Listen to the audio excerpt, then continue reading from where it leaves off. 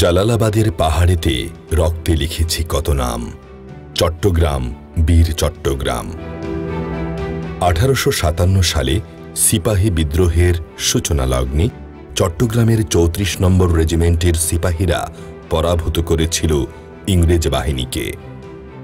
1930 সালে মাস্টারদা সূর্য সেনের নেতৃত্বে চট্টগ্রাম বিদ্রোহ ও অস্ত্রাগার লুণ্ঠন এবং 1932 সালে মাস্টারদার অন্যতম সহযোদ্ধা প্রীতিলতা ওয়াদ্দেদারের পাহাড়তলী ইউরোপিয়ান ক্লাব আক্রমণ চট্টগ্রামে যুব বিদ্রোহের অবিস্মরণীয় স্মারক। 1947-এর পাকিস্তান আন্দোলন, 1952-এর ভাষা আন্দোলন, 1969-এর গণ অভ্যুত্থান সহ প্রতিটি আন্দোলন সংগ্রামে পুরোভাগে ছিল চট্টগ্রাম।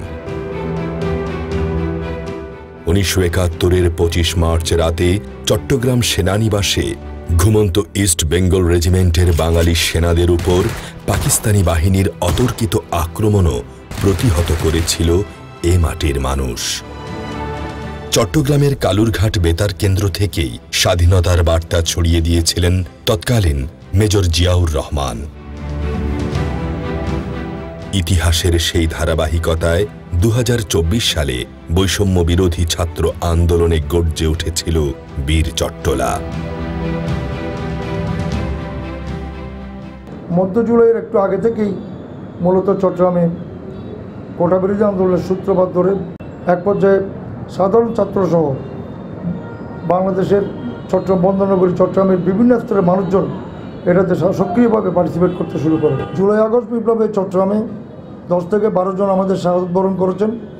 প্রায় 1,500-এর মতো সাধারণ শ্রমিক ছাত্র জনতা আহত হয়েছেন। সরকারিভাবে আমরা 500 জনকে তালিকাভুক্ত করতে পারলেও এখনও গ্রামে গঞ্জে শহরের বিভিন্ন জায়গায় এমন অনেক গুরুতর আহত ব্যক্তিবর্গ রয়ে গেছেন যাদেরকে আমরা এখনো খুঁজে বের করতে পারিনি। জুনের শুরু থেকে শুরু হওয়া আন্দোলন ধীরে ধীরে রূপ নেয় গণ আন্দোলনে। এ আন্দোলনে রক্তে ভিজেছে বীর চট্টলার মাটি। এ অঞ্চলের অসংখ্য ছাত্র জনতা জীবন দিয়েছেন, আহত হয়েছেন, কিন্তু মাথা নত করেননি। চট্টগ্রাম বিশ্ববিদ্যালয় এবং চট্টগ্রাম মহানগরীর যে সকল স্কুল কলেজের শিক্ষার্থীরা আমাদের সাথে আন্দোলনে যোগ দিয়েছিল, তারা সর্বপ্রথম 11ই জুলাই পুলিশের প্রতিরোধ ভেঙে 2 নম্বর গেট মোড়ে তীব্র আন্দোলন গড়ে তোলে। 12ই জুলাই 16 শহর স্টেশন থেকে 2 নম্বর গেট, প্রবর্তক মোড়, চকবাজার, জামাল খান, কাজীর দেউরি, লালখান বাজার, ওয়াসা, জিসি, 2 নম্বর গেট এবং সর্বশেষ 16 শহর স্টেশনে এসে দীর্ঘ পথের এই পদযাত্রা শেষ হয়। স্বাধীনতা যুদ্ধের পর থেকে চট্টগ্রামে এত বৃহৎ আকারের আন্দোলন আর কখনোই তা দেখা যায়নি। একটি স্লোগান পুরো বাংলাদেশে ছড়িয়ে পড়ে, সেটি হলো বদ্দিন হাইও আন্ন হাইও। জুলাইয়ের শুরুতে সারা দেশে সরকারি চাকরিতে কোটার বিরুদ্ধে যে আন্দোলনের সূচনা হয়, তাতে সামিল হন চট্টগ্রামের ছাত্র জনতা।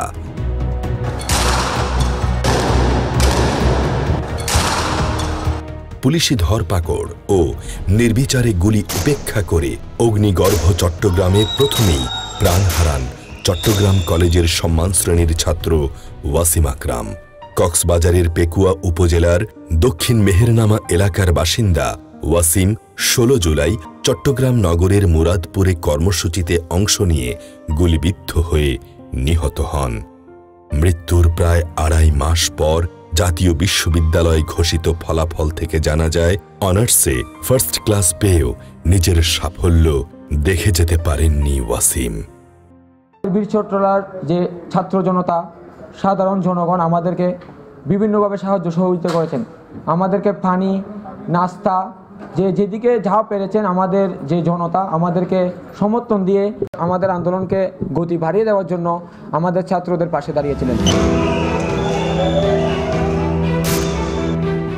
16 জুলাই কোটা সংস্কার আন্দোলনের সংঘর্ষে চট্টগ্রাম মহানগরীর জিসি 2 নম্বর গেট ও মুরাদপুর এলাকা রণক্ষেত্রে পরিণত হয়। মাকে টিউশনি করতে যাওয়ার কথা বলে বাসা থেকে বের হয়ে গুলিবিদ্ধ হয়ে নিহত হন ফয়সাল আহমেদ শান্ত। শান্ত চট্টগ্রামের ওমরগনি এমএসি কলেজের হিসাব বিজ্ঞান বিভাগের প্রথম বর্ষের ছাত্র ছিলেন। মাগরিব তো চলে গেল, শান্তমণি তুমি তো বাসায় আর আসলে না। আমার তো অনেক স্বপ্ন ছিল আমার শান্তমণিকে নিয়ে।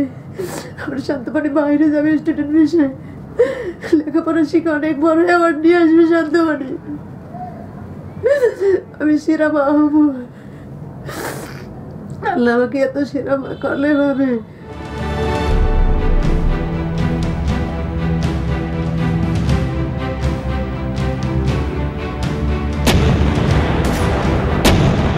ব্রাহ্মণবাড়িয়া জেলার কাজীপাড়ার মীর মাহফুজুর রহমান মুগ্ধ বাংলাদেশ ইউনিভার্সিটি অফ প্রফেশনালস বিইউপিতে এমবিএতে ভর্তি হয়েছিলেন। মুগ্ধ আর তার যমজ ভাই স্নিগ্ধ ছোটবেলা থেকেই স্কাউটিং করতেন। যে কোনো দুর্যোগে মানুষের পাশে ছুটে যেতেন দুভাই। 2019 সালে রাজধানীর বনানীতে FR টাওয়ারে অগ্নিকাণ্ডে উদ্ধার কাজে সহায়তার জন্য বাংলাদেশ স্কাউট থেকে মুগ্ধ ন্যাশনাল সার্ভিস অ্যাওয়ার্ড পেয়েছিলেন। 18 জুলাই রাজধানীর উত্তরা আজমপুর এলাকায় ছাত্র জনতা পুলিশের বিরুদ্ধে প্রতিরোধ গড়ে তুললে মুগ্ধ ক্লান্ত ছাত্র জনতার পাশে পানির বোতল আর বিস্কুটের প্যাকেট নিয়ে পৌঁছে গিয়েছিল। পুলিশের গুলিতে লুটিয়ে পড়ার আগে সাংবাদিকদের ক্যামেরায় তার একটি ভিডিও ভাইরাল হয়।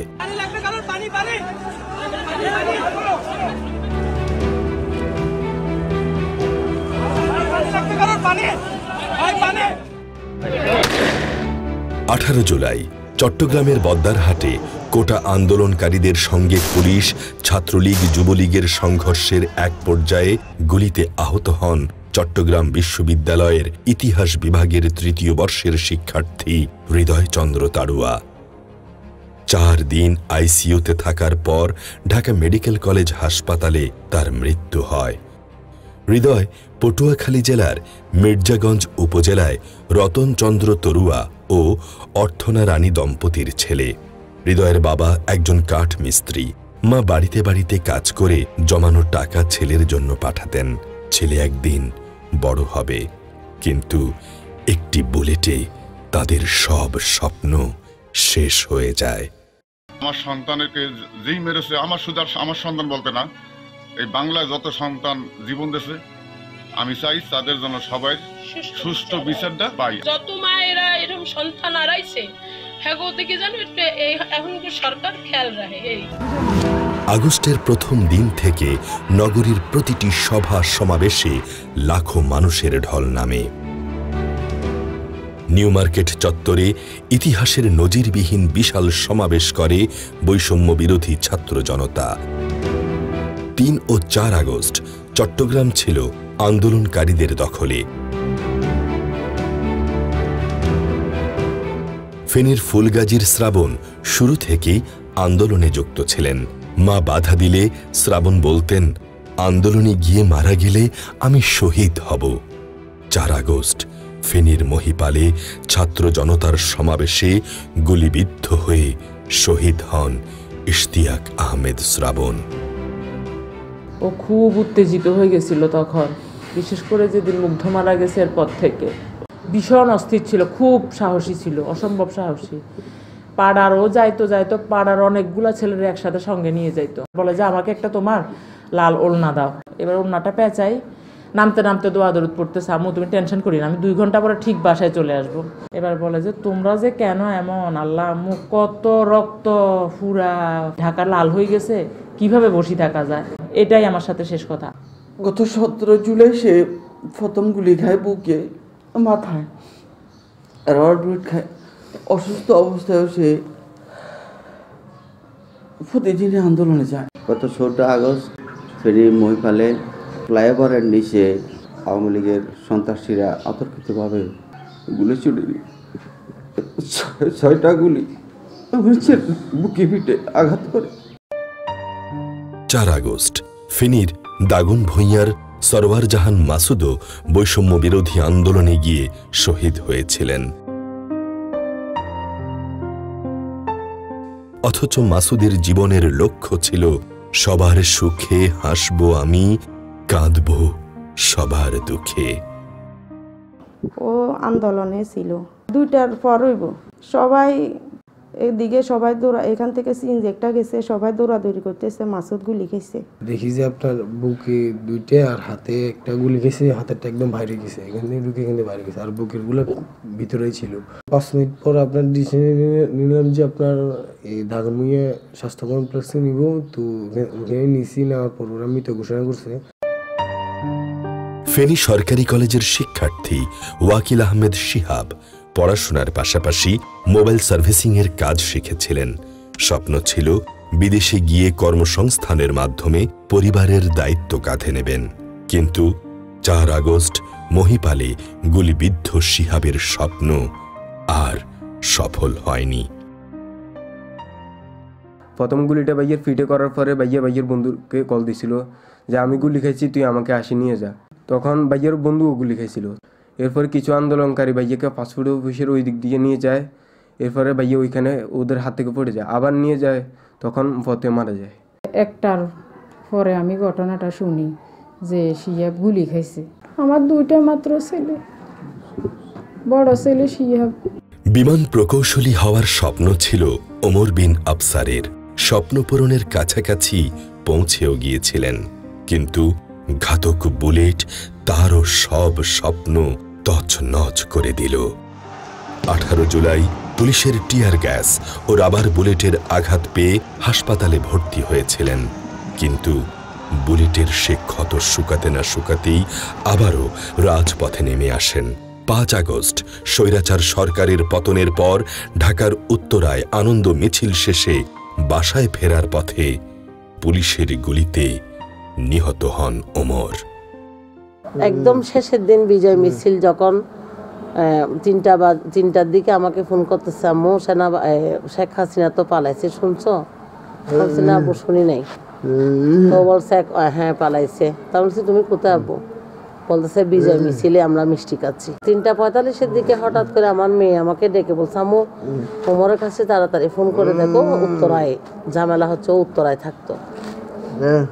তো ঝামেলা হচ্ছে দেখে আমি ফোন করছি, দেখলাম যে একটা ছেলে ধরছে। ছেলেটা বলতেছে যে আন্টি এই মোবাইলটা যার, উনি আপনার কি হন? আমার ছেলে। বলছে আচ্ছা আপনি টেনশন করেন না, ওর পায়ে গুলি লাগছে। বলছি কি বলছো, কি বল? আমার ছেলের সেন্স আছে? ওর বলছে হ্যাঁ সেন্স আছে, আল্লাহ আশা করি বেশি কিছু হবে না। তো আল্লাহকে ডাকতে লাগলাম। আমরা সবাই ফ্যামিলিতে সবাই চিন্তিত, কান্নাকাটি করতেছে। আর কোনো মা যেন বুক খালি না হয়, কোনো মা যেন সন্তান না হারায়। হয়তো আমি যতটুকু সহ্য করছি, আরেকজন হয়তো এতটুকু সহ্য করার মতো ক্যাপাবিলিটি নেই। আমরা ভাই বোন, আমরা আমাদের গার্ডিয়ান হারিয়েছি। আমার ভাই আমার ছোট, কিন্তু ও যথেষ্ট আমাদের যে একটা দায়িত্ব, সে আমাদের দায়িত্বটা সে নেওয়ার চেষ্টা করতো, এবং ভবিষ্যতেও আমরা ওর উপরে ডিপেন্ড ছিলাম। 4 আগস্ট বৈষম্য বিরোধী ছাত্র আন্দোলনের ডাকা অসহযোগ আন্দোলনের প্রথম দিনে ঢাকা চট্টগ্রাম মহাসড়কের শহীদনগরে আন্দোলনকারী ও আওয়ামী লীগ নেতাদের মধ্যে ধাওয়া পাল্টা ধাওয়া ও সংঘর্ষের ঘটনা ঘটে। সংঘর্ষের সময় বুকে গুলিবিদ্ধ হয়ে গুরুতর আহত হয় রিফাত। প্রাথমিক চিকিৎসার পর কুমিল্লা এবং ঢাকা মেডিকেল কলেজে নেওয়া হলেও চিকিৎসা দেওয়া হয়নি। এরপর বাড়িতে নিয়ে এলে রাতেই সে মারা যায়। ওই আর ওর দুলাভাই হাসাহাসি করতেছে আন্দোলনে যাইব। তো আমি রাগারাগি করছি যে আন্দোলনে যাওয়ার দরকার নাই, তোরা ঘরে থাক, বাইরে গ্যাঞ্জাম হইতেছে, যাওয়ার দরকার নেই। কাজের নাম দিয়ে ঘর থেকে পারিছে। দুপুর দিকে বাচ্চা করে ঘুম ফাড়াইতে গেছি, শুইছি বিছনায় লইয়া। এমন সময় আমার ননদ আইসা বলতেছে যে তুই শুইয়া রয়েছ, তোর ভাই তো ওই জায়গায় গুলি খাইছে। এমন অবস্থায় দেখি রিফাতকে ভ্যানের ভিতরে করে কিছু লোকজন ধাক্কায় নিয়ে যাইতেছে। আমার মায়ে যাই আবার আমার আব্বার কাছে কইছে যে এরকম যে নাতি তুমি পালছো আদর কইরা, সেই নাতি নাকি আন্দোলনে যাই গুলি খেয়েছে। খাওয়ার সাথে সাথে আমার আব্বা মানে হঠাৎ করেই মাথা ঘুরায় পড়ে গেছে বিছনার উপরে। আব্বারও মেডিকেলে নিতে পারতেছি না, রাস্তার অবস্থা অনেক খারাপ। পরে ঢাকা মেডিকেলে নিছে, নেওয়ার পর ঢাকা মেডিকেলও ধরে নেই হেরা ডাক্তাররা। মেডিকেলে কোনো ডাক্তারই ধরে নেই আমার ছেলেরে। ছেলে লেগেও কান্দি, বাহার লেগেও কান্দি। সারা দেশের মতো গত জুলাই আগস্ট জুড়ে চট্টগ্রাম অঞ্চলও ছিল বৈষম্য বিরোধী আন্দোলনে দারুণ উত্তাল।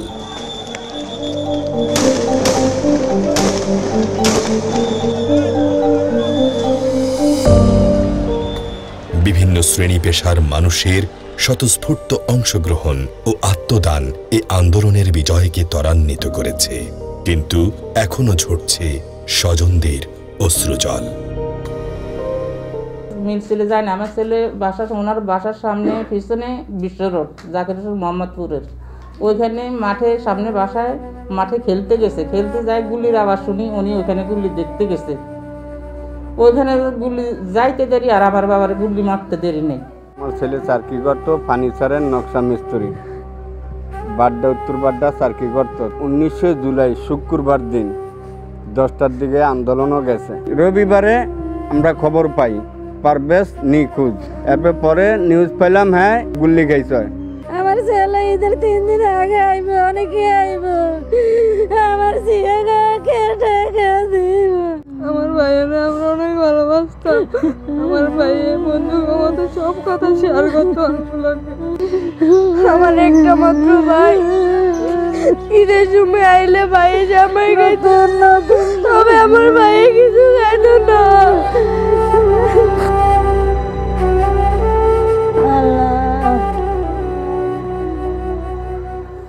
আমার এই বাচ্চাদের মতন তো কোনো বাচ্চা এরকম রোগ হইতেই পারে না।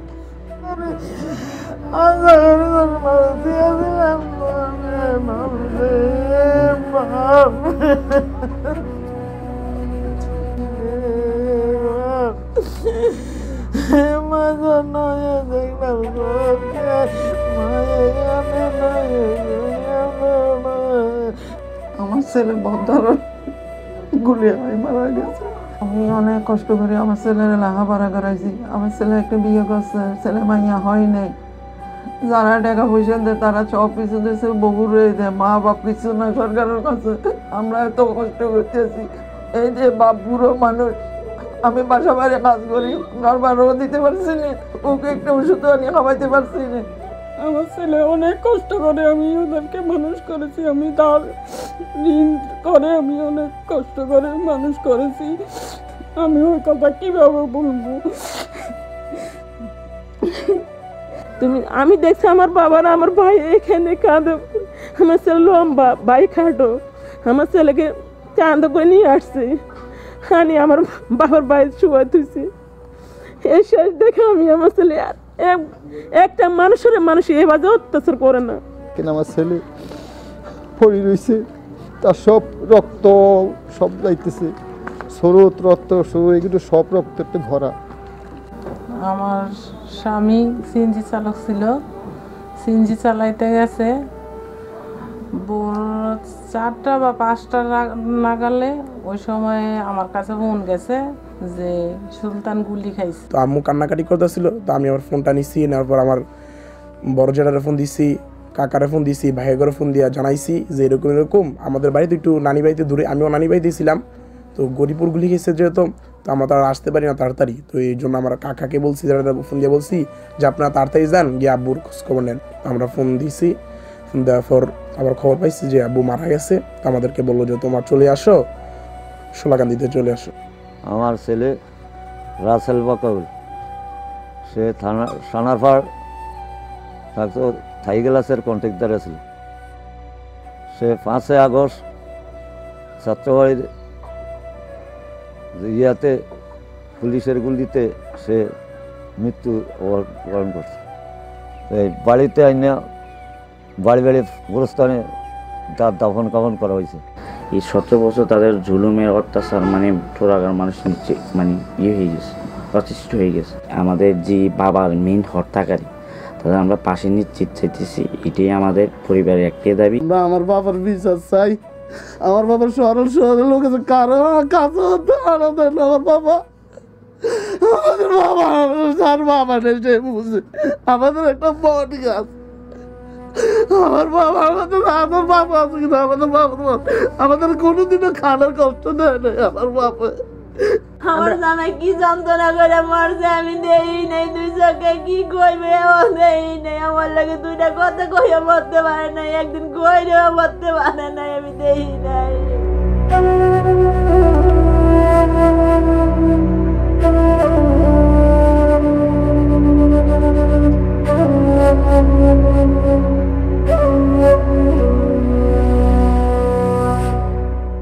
2025 সালের 15 জানুয়ারি মুক্তিযুদ্ধ বিষয়ক মন্ত্রণালয় প্রকাশিত বাংলাদেশ গ্যাজেট অনুযায়ী চট্টগ্রাম বিভাগে জুলাই গণ আন্দোলনে মোট শহীদের সংখ্যা 165 জন।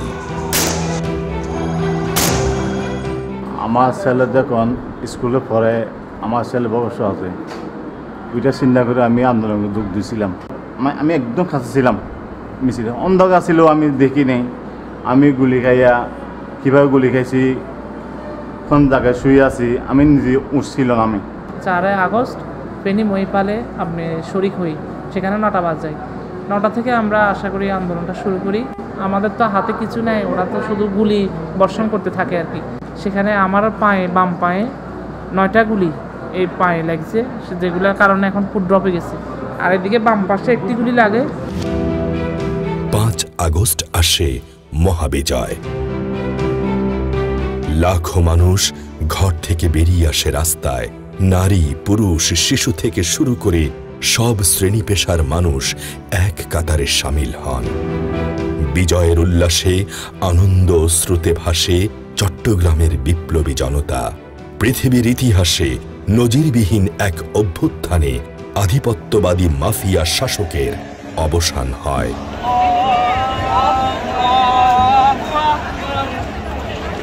অতীতের সব আন্দোলনের মতো নতুন করে লেখা হয় 2024 সালের জুলাই বিপ্লবে চট্টগ্রামবাসীর বীরত্ব গাথা।